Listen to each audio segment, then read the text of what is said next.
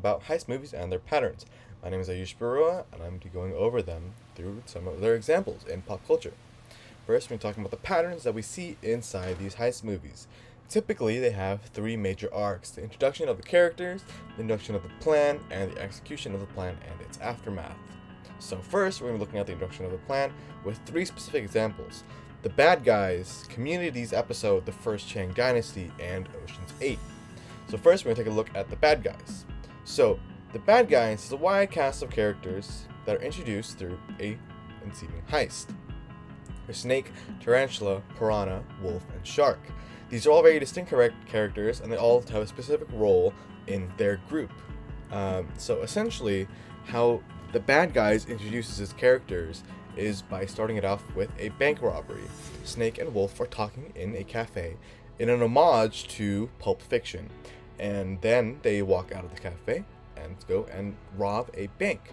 And then after each member of the team carries out a specific task, they introduce who they are and what they usually do. Now, Community is a serialized show. It is a sitcom, and this is like episode, 22 from season 3. So by this time, most people know who the characters are, so there isn't any real introduction of what the characters do, or who they are, really, because there's no need to go over that. So we're just probably going to skip past this one. It is a good example of a heist stereotype. It is, after all, an homage to what those kind of movies are like, a caper, like most of the stuff in the show are. Yeah. And now Ocean's 8. Ocean's 8 has a wide variety of people, 8 specifically, and they introduce these characters by having the first person, Debbie Ryan, who you can see over there, played by Sandra Bullock, who goes over and recruits everyone else in the team. They're supposed to all have a specific role during the heist and during the plan, except for the last person on the right, Anne Hathaway, who is unwittingly part of their plan. It is a twist in the actual stereotype, but it still follows the same patterns of following with the introduction of the characters and what their role is supposed to be. Now, we have to start with the introduction of the plan.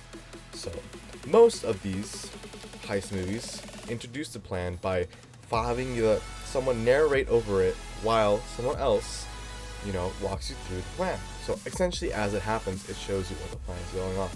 So, The Bad Guys, essentially, is the same thing.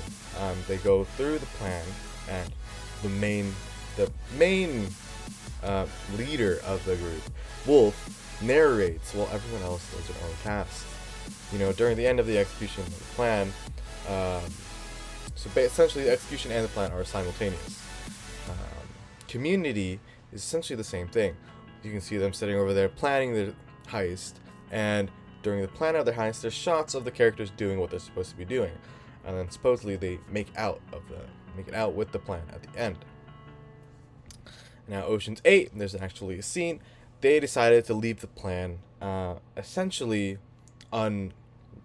unaware to the audience, because they walk you through it at the end of the scene as well. Because execution, essentially, Ocean's 8 breaks the pattern by having just the introduction of the characters and the execution of the plan, with a series of preparation in between. And that's how we go along. Let's go and watch the clip. The best part of Christmas is basically After we watch this ad. Later. Present you all with a hypothetical situation. How hypothetical? Not very, unless we screw up. $16.5 million in each of your bank accounts 5 weeks from now. In 3.5 weeks, the Met will be hosting its annual ball, celebrating its new costume exhibit. And we are going to rob it. Not the ball itself, but a very important set of diamonds that will be attending the ball. On the neck of Daphne Kluger, who Rose will be dressing. The Toussaint? Very good. Once Daphne is inadvertently on board, we can then get the necklace out of the Cartier vault, hack the Met security system, thank you, Nineball, and infiltrate the gala, considered to be one of the most exclusive... The most exclusive party invitation in America. So go home, get your affairs in order, because tomorrow we begin pulling off one of the biggest jewelry heists in history.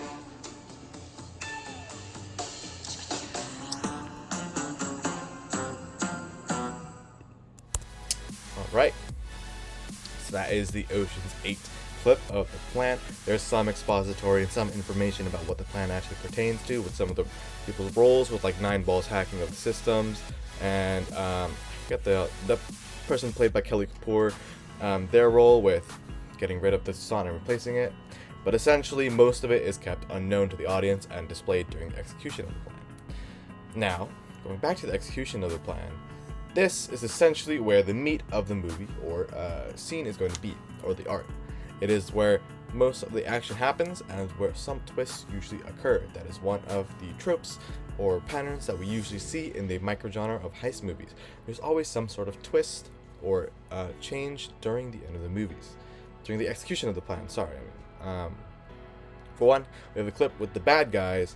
This is during the end of the movie. There is a heist in order to steal away one of these meteorites that is used to plan and like power the evil villain who's posing as a good guy, just to power their evil plan, essentially. And we're gonna go see the old switcheroo.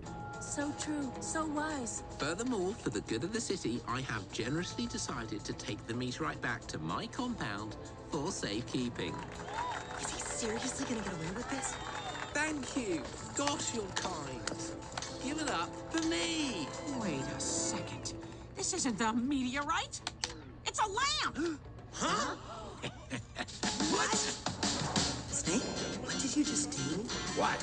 My friend was sad and I was just cheering him up. I think Wolf was right. Maybe we could be more than just scary villains. I'm bad, you're bad. Let's be bad together. You've got yourself a deal. Can I try it on? Of course, Papa.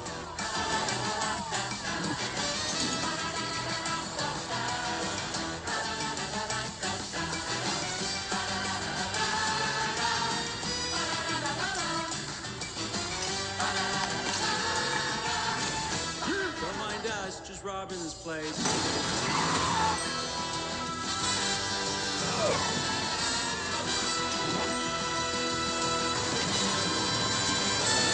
If that's a lamb, where's the... The old switcheroo.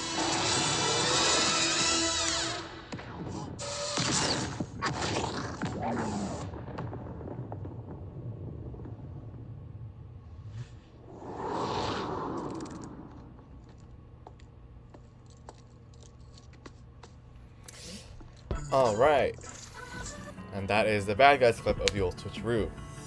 Shows the execution of the plan, and then usually the twist at the end. So, let's go on with the next example of Community. Community essentially has the same thing. There's an execution of the plan, and then at the end there is a twist.